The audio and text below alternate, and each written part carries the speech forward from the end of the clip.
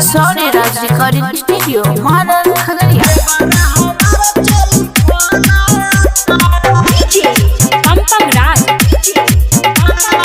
Singing by Lachan Rasila.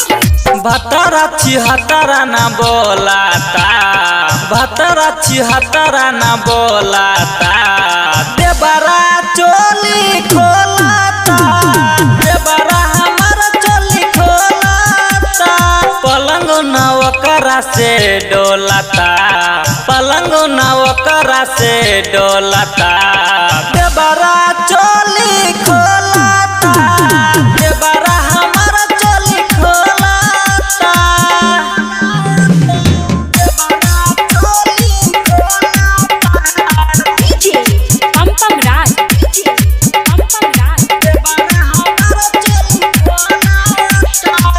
चढ़ल जवानी छोड़ता पानी, सखी हो भइल परेशानी बा, तनको सुझाला ना भतरा के हमारा दुख से भइल परेशानी बा।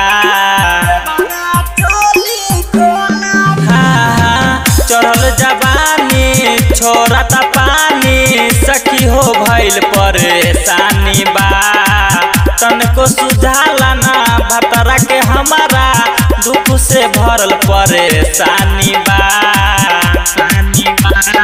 आधी आधी रात किली तोराता, आधी आधी रात किली तोराता, देवरा चोली खोलाता, देवरा हमारा चोली खोलाता।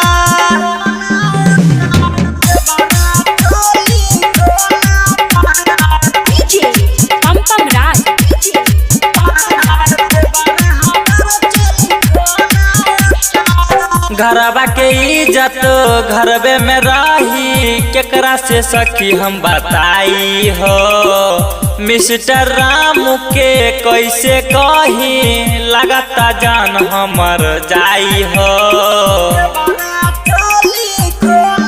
हाँ, घरवा के इज्जत घरवे में रही, केकरा से सखी हम बताई हो, मिस्टर रामू से कैसे के कही, लगाता जान हमर जाई हो।